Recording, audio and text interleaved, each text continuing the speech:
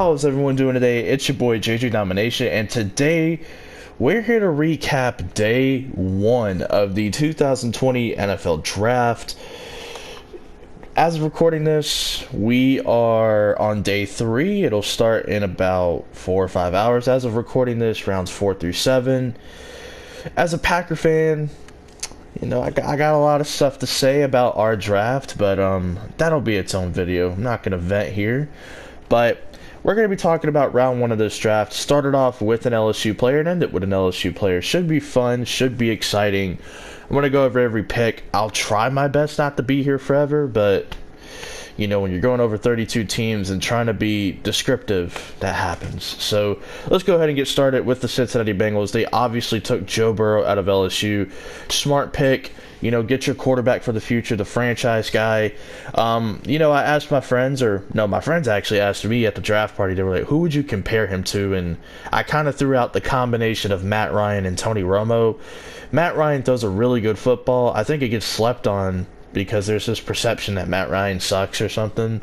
He throws a pretty similar, beautiful ball down the field like Matt Ryan, and he does some crazy stuff behind the line of scrimmage to evade pressure and try to get some nice throws off like Tony Romo. I think their games are pretty similar, which is why I gave Joe Burrow that comparison. We'll see if he lives up to it. Shout out to Joe Burrow being the #1 overall pick. Best of luck, bud, with the Cincinnati Bengals. And then we go to the Washington Redskins. They obviously took Chase Young, defensive end out of Ohio State. I feel like a lot of people are over-analyzing this pick, trying to nitpick and deteriorate Chase Young's game, talking about, he really wasn't that productive towards the end of the year. This is all I'll say about that. You're right. If you're looking at numbers, he wasn't really getting eye-popping numbers in the last 3 games, but let me tell you something, right? If you're able to not only be disruptive in multiple ways, but if you're disruptive to the point where the opposing offense has to scheme plays away from you and they have to constantly chip a tight end on you and double team you at the same time, I would say you've done your job. I would say you are very impactful on the game to where teams have to run the ball away from you, to where they got to throw the ball away from you, to where they have to slide all of the protection towards your side of the field. They have to chip you. They have to double team you. I would say you're a pretty impactful player, even if the stats don't show it. Those are just things that the stats won't show. That's something you actually got to see for yourself. And this was in the Big Ten Championship against Wisconsin. So, yeah, he didn't get eye-popping numbers, but he led the NCAA in sacks. And he missed 2 games because of some shady college football NCAA bullshit. So, welcome, Chase Young. You're going to be joining Ryan Kerrigan and Montez Sweat. Should be a fun defense moving forward. We'll see what they can do with the offense. And then we get to the Detroit Lions at number 3 overall. They selected cornerback Jeffrey Okudah out of Ohio State. I tried telling Lions fans this was going to be the pick. I know they were pounding the table for Isaiah Simmons. I get it. Great versatile player, but he's not a Matt Patricia type of linebacker. He just isn't. Jeffrey Okudah from Ohio State, good pick. Apparently in live time when the draft was actually happening, they were not able to find a trade down partner. Of course, we had heard rumors that they are looking to trade down and that, they were trying to make calls to potentially move to the 5th overall pick. But when it came to the actual thing, they didn't receive any calls during the duration of their pick, which led them to making the selection anyway. I know teams are trying to, or not teams, but people are trying to, ding the Lions for that. Not really their fault. It takes 2 teams to tango. It takes 2 to make a trade go through, and they just couldn't find their partner. It's okay. Take the player you would have taken anyway. Yeah, the extra assets would have been cool, but I'd say Detroit's having a pretty good draft so far. They got Jeffrey Okudah here, and, we'll hit on some notable picks for every team in the draft. That video will come out, soon. Now we get to the Giants right here. Some people consider it a shock. Not me, but they take Andrew Thomas, the left tackle out of Georgia. I really like the pick. To me, he was the safer option of all the tackles. He was my personal #1 tackle as well. I've said it in a few videos. in my mock draft 1.0, I know it wasn't in my 5.0, so it's kind of irrelevant, but in my mock draft 1.0 post Super Bowl, literally the day after the Super Bowl, my number 4 overall pick was Andrew Thomas to Georgia. And that's probably another video I'll do, is comparing the actual first round to what happened in my mock draft 1.0, just to see how many picks we were actually right about. And so far it looks like I'm 4 for 4 without even having to watch the video, and make that 5 for 5 because the Miami Dolphins selected Tua Tagovailoa, quarterback, Alabama. Very excited. This just seemed like the right pick. You know, this pick has basically been made for about a year for the whole hashtag Tank for Tua campaign and such.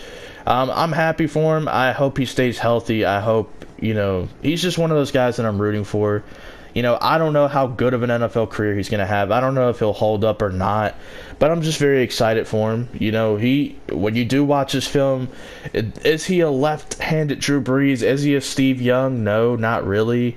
You know, I get the hype behind that comparison, but even if he's just a Kirk Cousins with more big game experience, I mean, that's still a pretty good quarterback.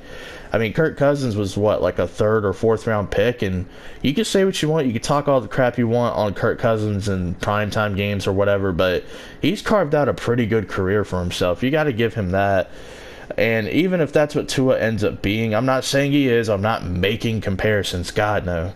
I'm not the best with quarterback comparisons, but if that's what he ends up being, okay, it's better than what you had. So, you know, take it. You know, I'm happy for the Dolphins, happy for Tua. Now we get to the Chargers. They did it. They took Justin Herbert, quarterback from Oregon.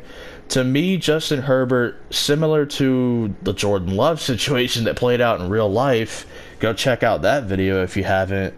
That is the kind of situation Herbert needed to go to, because to me, he's just not ready to play. Yes, he does have some wow throws, some wow factor throws. He does make a lot of great plays here or there, but he also makes a lot of bad plays. He misses wide open reads. He's kind of a one-read quarterback for the most part in a gimmicky offense where they have to dumb it down for him. I mean, yeah, he's got the talent, but to me, he's not ready to start, and it's not like he has an Aaron Rodgers or a Drew Brees or a Tom Brady for a mentor. He has Tyrod Taylor, who, yes, he can teach him some things. He can show him the ropes, because Tyrod's a solid pro, but to me, that's who should be the starter, Tyrod Taylor, and not Justin Herbert. So hopefully Tyrod does start and Herbert can pick things up.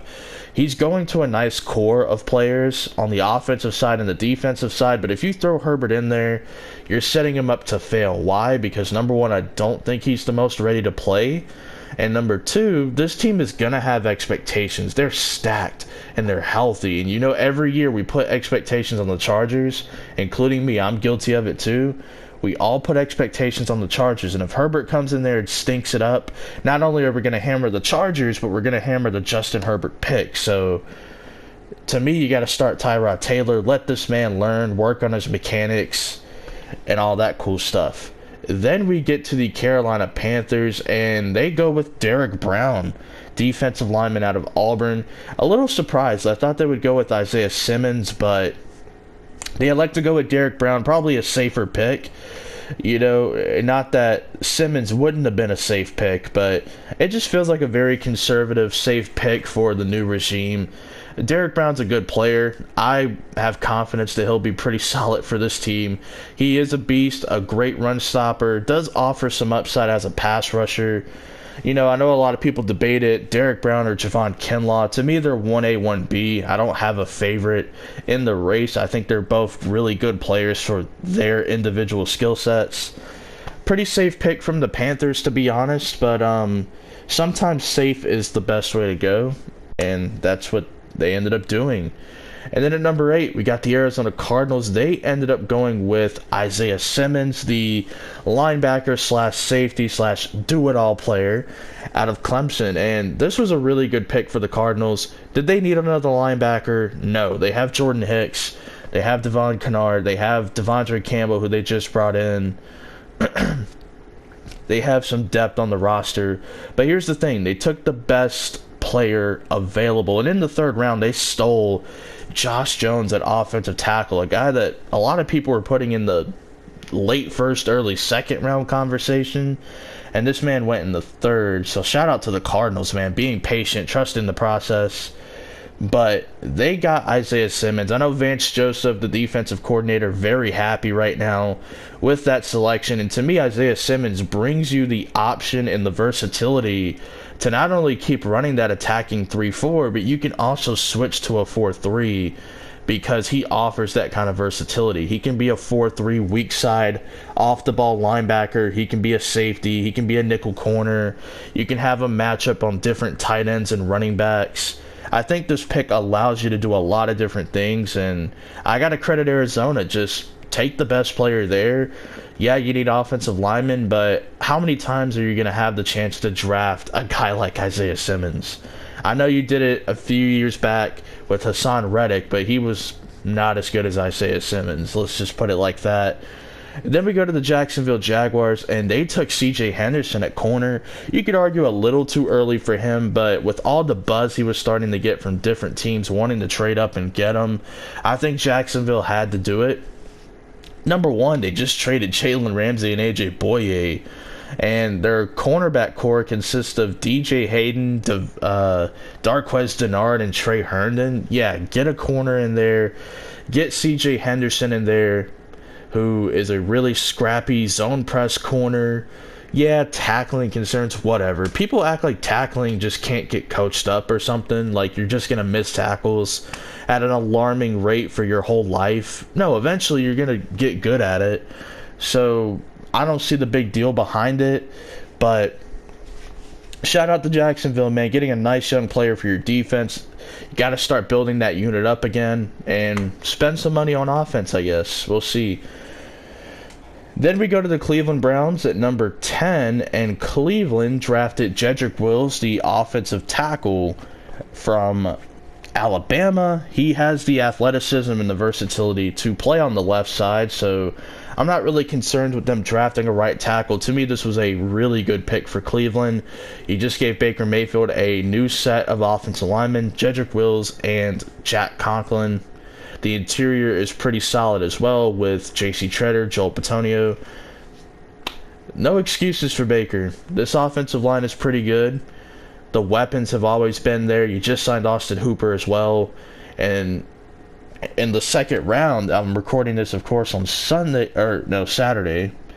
Recording this on Saturday. Friday was the second round. In the third round, this team stole Grant Delpit in the second round, similar to what they did with Greedy Williams. So you have the talent, you have the offensive line, no excuses, Cleveland. Now we go to the New York Jets. They go with Mekhi Becton, left tackle out of Louisville. A pretty interesting pick. This team did go heavy on the offensive line, getting some low-end starters, some good depth in free agency. I like Mekhi Becton. He's just got a little ways to go in his development, in my opinion. He's coming in as a pretty good pass blocker for a guy his size. I give him that. But number one, you have to be able to maintain the playing weight. When you're a guy that big, and it's not like he's a 315-pound tackle. The dude's almost 370 pounds. Maintaining that weight is going to be a big deal for Mekhi Becton. Like, he is going to get heavily criticized if they even hear that he's gaining weight. But he is a very, very, very good athlete for his size. My upside comparison was Trent Brown. You look at Trent Brown, he was drafted by the 49ers, I think in the third round. He gets traded to the Patriots in like a one-off trade for a third-round pick. The Patriots play him at left tackle. He plays pretty good. He gets a bag from Oakland. And now with the Las Vegas Raiders, he's an all-pro caliber tackle. And maybe Mekhi Becton can get there someday. If you're a Jets fan, the Jets have actually had a pretty solid draft. They also came away with Denzel Mims in the second round, who people, including myself at like one point, tried putting him in the first round. Good pick, though, from the Jets. Hopefully he does actually develop. To me, Tristan Wirfs would have been the better selection, but hopefully Mekhi Becton does pan out. Then we got the Las Vegas Raiders, of course, the most Raiders pick ever. Just take the fastest guy. And that's what they did. They took Henry Ruggs, wide receiver from Alabama. I don't hate Henry Ruggs as a player. I actually do think he's pretty good. The thing that kind of bothers me is all of a sudden we're trying to compare him to Tyreek Hill, which I've said on the channel he is Will Fuller with an extended route tree, which is still a good player, but Jesus Christ, everyone is so quick. This guy's the next Tyreek Hill. This guy's the next Calvin Johnson because of his workout. Like, woo! Like, easy there. This guy's the next great quarterback. Joe Burrow is going to have a bigger impact than LeBron on Cleveland, or on Ohio, I should say. Like, y'all gotta chill out, man. You honestly set these guys up for failure with all of the hype around them. I like Henry Ruggs. He's a good player. He's not Tyreek Hill. Tyreek Hill, what makes him special, it goes beyond just running fast. You have to be able to have control within breaking routes. You have to be a good route runner, great feet, explosive after the catch. Like, there's so much that goes into it than just running fast. And y'all keep putting this Tyreek Hill comparison, you're setting him up for failure. But I'm very excited to see Henry Ruggs in this offense. Derek Carr, you got to start pushing the ball down the field, buddy. I know you have the arm talent. You're just refusing to do it for some reason. Hopefully Henry Ruggs will get you out of it. Now we go to the 13th overall pick, and this is the very first trade of the draft. It took so long, man. Tampa Bay moved up one spot with San Francisco to secure Tristan Wirfs, offensive tackle from Iowa. This was a great pick for Tampa. Tristan Wirfs will probably play right tackle. They'll probably keep Donovan Smith on the left side at left tackle. I never imagined that Tampa Bay would get Tristan Wirfs, but wow, that was a really good pick. I really like it for Tampa Bay. He's an explosive player. I mean, there's videos out there of him playing basketball, wrestling, jumping straight out of a pool, standing up on the 3-foot side, which is still impressive. I don't give a shit who you are. He had like a 36-inch vertical at the combine, very explosive 40 time, short area quickness. The guy has all of the physical, athletic tools to be great, but he does have to clean up his technique a little bit. But damn, it's just hard not to say, damn, this dude's just a stud. But we'll see how it works out in Tampa Bay. Wishing him the best of luck. Now we go to the San Francisco 49ers. They traded down one spot, gained the 4th round pick, and they take Javon Kinlaw, man, defensive tackle from South Carolina. I know Aaron was pissed once this pick went in. We had a feeling it probably would be Javon Kinlaw. Maybe they go Jerry Jeudy to get that slot receiver for Jimmy Garoppolo. I know he's not a slot receiver, but in their offense he would have been, with the route running and stuff. Would have been the Emmanuel Sanders replacement. But they go with Javon Kinlaw, still a great pick. They flip DeForest Buckner, get younger and cheaper at the defensive tackle position. Even though I think Buckner is the much, I don't want to say much better, but even though DeForest Buckner is the better player than Arik Armstead, who they ended up giving the extension to, I understand the move. I get your thought process. You probably don't get a 1st round pick for Arik Armstead, which is understandable. So right here, you get younger and cheaper, and you get that 5th-year option. To me, very strategic on the part of the 49ers. Good stuff. And then with the Denver Broncos, who are just winning the offseason, they get Jerry Jeudy, wide receiver from Alabama. Arguably the best receiver in the class, and this is a guy who he's just going to help out Drew Lock tremendously. This guy is very talented.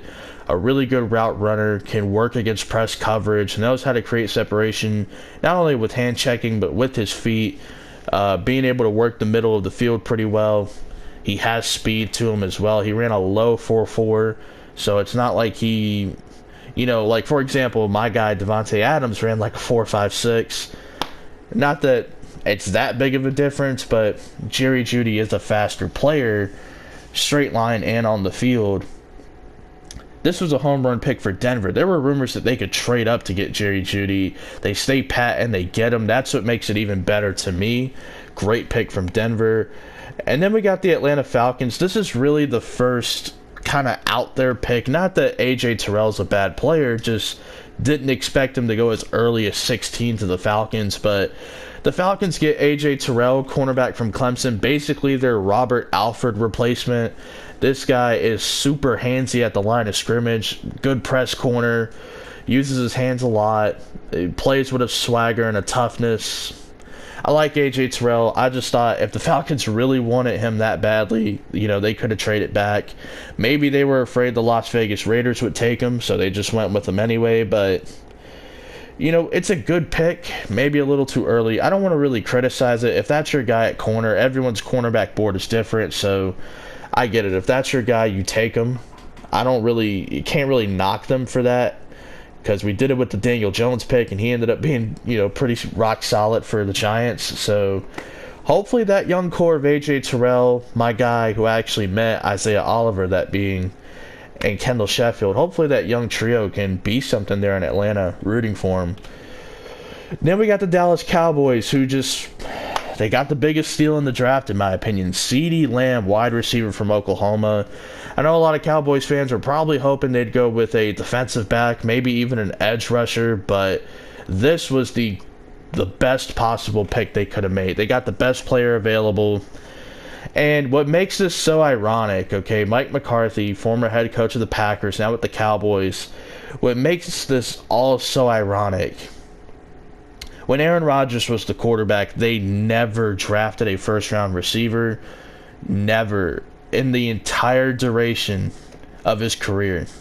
Never. And what's the first thing they do in Dallas? Draft a wide receiver in the first round. This was probably the worst day of Aaron Rodgers' life, and we'll talk about why later if you haven't seen my latest video. But wow, a great pick from Dallas in my opinion. I mean, you can make all the fun you want of Jerry Jones. He does fall in love with players. There's no denying it. You can make all the fun in the world of Jerry Jones, but he's got an eye for talent. Say what you want. Yeah, he whiffed on the Taco Charlton pick. Even the best in the business will whiff on a pick here and there. Not saying Jerry's the best in the business, but you got to give the man credit at some point. You can't just keep bashing him and making fun of him. Then we go to the Miami Dolphins. They take Austin Jackson, offensive tackle from USC, probably going to play left tackle, maybe right tackle, I don't know, but in my opinion, just better offensive tackles on the board. Ezra Cleveland, who ended up sliding to the Vikings in the second round. Josh Jones, who was a third rounder to the Cardinals. To me, there were better options on the board. Not that Austin Jackson sucks or anything, just better options on the board. But again, if that's your guy, gotta go get him. To me, Miami could have had a better overall draft. Surprised they didn't just pull the trigger on Caleb Chason right here for their defense, but it is what it is. I get it. Gotta go get that offensive lineman for your future quarterback, Tua. Can't really knock him too much for it. And then we got the biggest head scratcher of the draft right here. Damon Arnette, cornerback from Ohio State. Not that Damon Arnette is a bad player, just kind of a third, fourth round prospect, in my opinion. Probably a third rounder. And the man went mid-first. That's a big-time reach. At least with A.J. Terrell, people were actually projecting him to be a first rounder, maybe an early second. Damon Arnette's like a mid to late third rounder. And they took him at 19th. Big-time reach, in my opinion. And he's probably not even going to start. That's the thing. He might be the fourth best corner on the depth chart. Wow. Now we go to the Jacksonville Jaguars. They go with Caleb Chason. Probably going to be the Yannick Ngakoue replacement on the defensive line. They still have Josh Allen as well. So a nice speed rushing duo. Taven Bryan going to have to step it up this year. But I like the pick for Jacksonville. Not too many 4-3 teams I would have mocked him to. Minnesota's one of them. Jacksonville probably on that short list as well. Good pick. Hopefully he can develop and be something. Rooting for him. You know what I'm saying? I'm rooting for all these guys, man. I am. I really am. Now we go to the Philadelphia Eagles. They've had an interesting draft as well, but at least they addressed the wide receiver position. We're 3 rounds in and Green Bay still hasn't. So At least the Eagles did. They took Jalen Reagor, wide receiver from TCU. A little interesting because to me, better receivers were on the board. Justin Jefferson's still sitting there. I'm surprised they didn't take him. He's that slot receiver that Carson Wentz would love to use. Instead they go with Jalen Reagor, who he's a fine player. That's a guy I probably would have taken in like the early to mid second. So it's not that big of a reach. I'm just surprised with Justin Jefferson on the board. That's who they went with. It's Jalen Reagor. Hopefully he ends up being good for the Eagles, but we'll see, man. We'll see. And then the Minnesota Vikings, I just got to give them a ton of credit. They've been killing this draft so far, up to this point, entering day 3. Pisses me off. Mainly because my team has been confusing to get a read on, but Justin Jefferson, man, wide receiver out of LSU. They traded Stephon Diggs, and they got Justin Jefferson. Wouldn't call it like an even deal, but Jefferson is the real deal. That man can play. He's going to be a nice slot receiver for Kirk Cousins. It's hard to hate on what the Vikings have done in this draft, man. It really is, because I would say, we'll see the Cameron Dantzler pick, how it pans out, but so far, man, they've done really good. It's hard to really knock the Vikings. That Jefferson pick was really good. And then we have another trade with the Chargers. They trade up with the New England Patriots from 37 to 23. They trade their second and their third round pick to select Kenneth Murray, a linebacker I really liked out of Oklahoma. My personal linebacker too. And the reason he was my middle linebacker too was because, well, he has more experience playing the position than Patrick Queen. And if Green Bay were on the board and they were both there, that's who I would take. I don't hate Patrick Queen. I'll talk about that later, but Kenneth Murray to this team, a little confusing. Is he going to be a 4-3 outside linebacker? Are they actually going to play him inside? Like, what's the role they're going to have him doing? I like Kenneth Murray, the player, but the pick is kind of confusing. To me, left tackle, more of a need. Left tackle, definitely a need. I'm surprised they didn't trade up to get Ezra Cleveland right here. Or Josh Jones. They need a left tackle, and they didn't get one. Just very confusing. I like Kenneth Murray, the player. I just didn't think it was a necessary selection for them. Plus, I'm surprised the Patriots didn't take Kenneth Murray. That's their kind of linebacker. A guy that can do a little bit of everything, but I like the player, Kenneth Murray. Just a little questionable considering you had other needs if you are the Los Angeles Chargers, but good player, good pick, I guess. The Saints right here, taking Cesar Ruiz, center/guard out of Michigan. Probably going to be the Larry Warford replacement next year. I think Larry Warford's contract is up next year. So the writing may be on the wall right there. A little surprised. The Saints ended up passing on Patrick Queen, who was the local guy from LSU. Very interesting. They take another offensive lineman. It's smart, though. Ryan Ramczyk. They took him in the first round. Eric McCoy, a second-round center who was pretty nice last year. Now they take Cesar Ruiz, another offensive lineman in the first round. I think they also took Andres Pete in the first round. So they've done a good job of getting some, Andres Pete, not my favorite guy in the world in terms of offensive lineman, but they've done a good job of prioritizing on the offensive line for the Saints. So good job, protecting Drew Brees and your future quarterback, Taysom Hill, if he does actually become your future quarterback.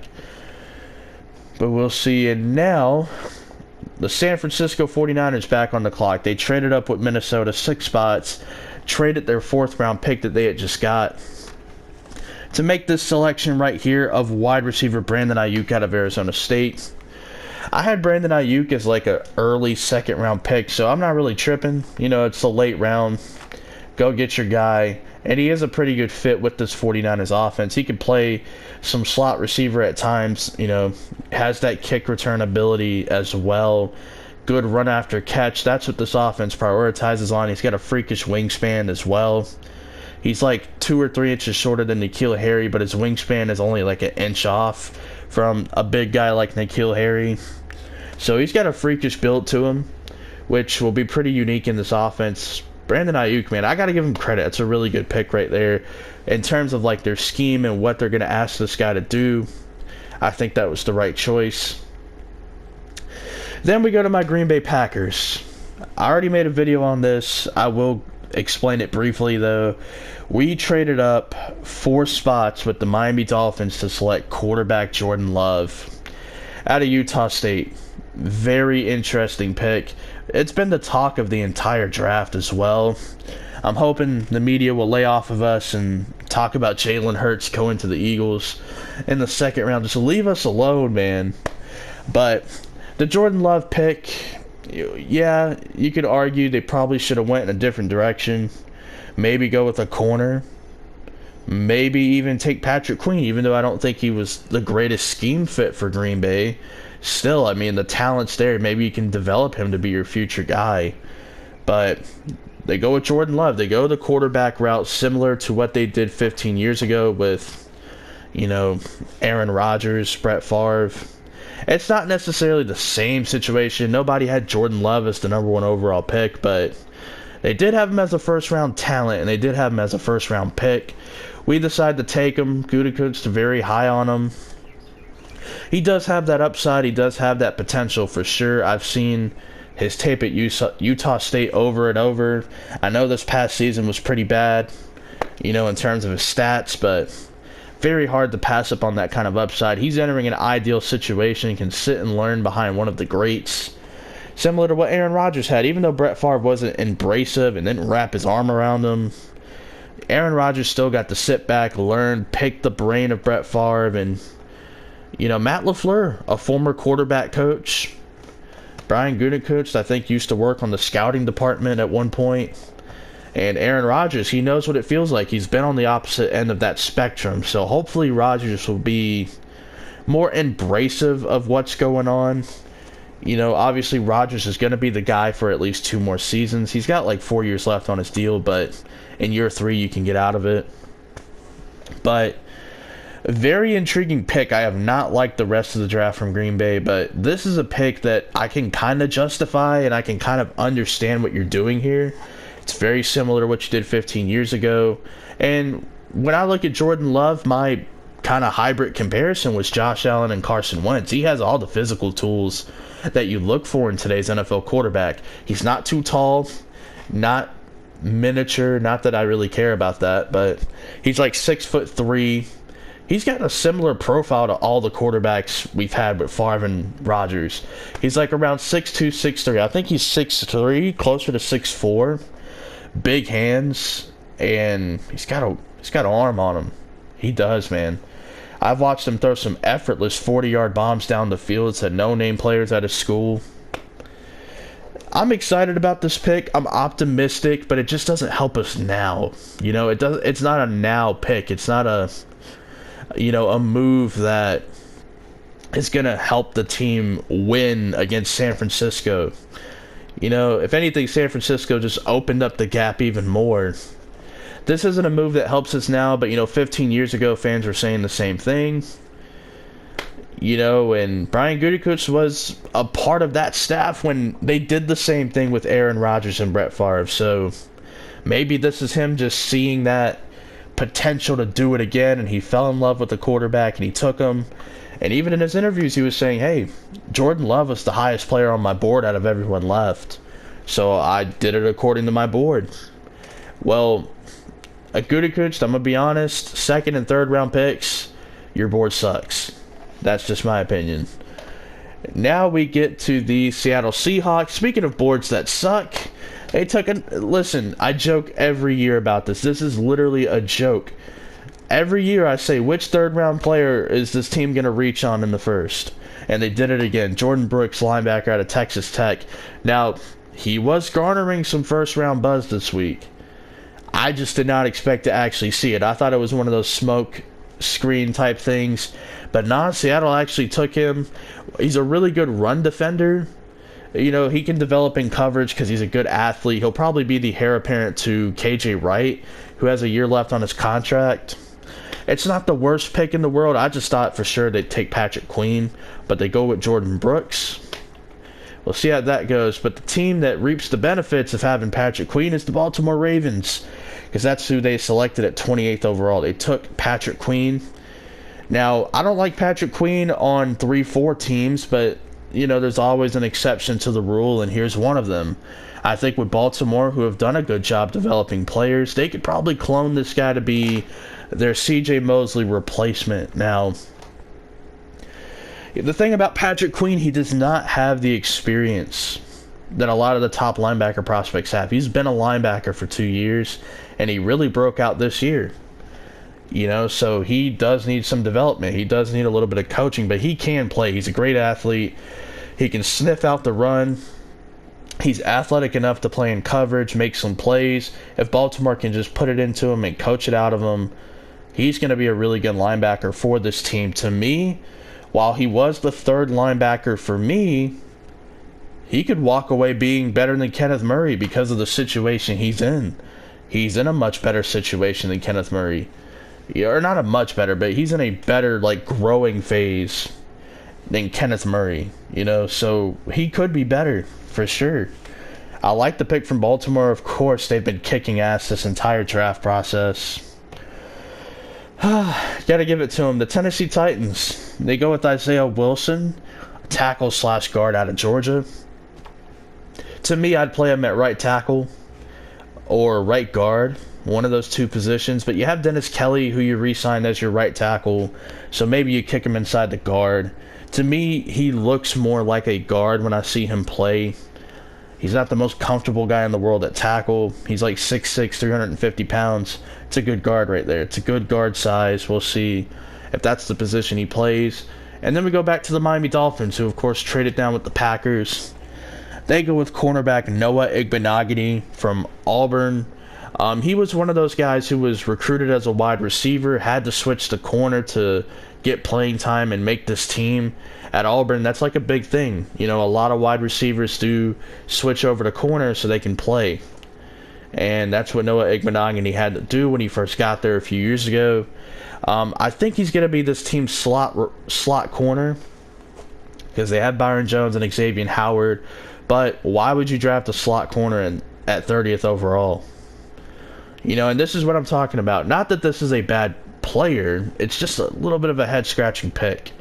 To me, you could have made better use of the first round. You know, you kind of reached on Austin Jackson. I think you could have gotten him here at 30. And at pick 18, you could have went with Kayvon Chason. And then with Noah Igbenogany, you could have went and got him in the second round. You know, like, it's just all a domino effect right here. To me, a little bit of a reach on Austin Jackson and Noah Igbenogany. Not that they're bad players. I just think you could have got better value at those picks. That's just my opinion. And then the Minnesota Vikings, again, back on the clock, just traded down with the 49ers. They get Jeff Gladney from TCU. Very good scheme fit. Gonna be rock solid with Mike Zimmer. That's all I can really say about this pick. And then with Kansas City, finally to close things out, they take a running back. They take Clyde Edwards-Helaire, running back from LSU. To me, DeAndre Swift was my running back one, but Clyde Edwards-Helaire right behind him. I can't be mad that he went over Swift. You know, Hilaire is probably the better fit anyway. And again, cheap labor on the rookie deal. 5 years of cheap labor for the running back. It's pretty smart right there from Andy Reid. And this team also drafted Willie Gay, which really pissed me off because Green Bay had the chance to get him and they didn't for some reason, which is kind of whack. But really good pick right there. And let me know your thoughts down below about what your team did in the first round and what would you grade it. And peace out.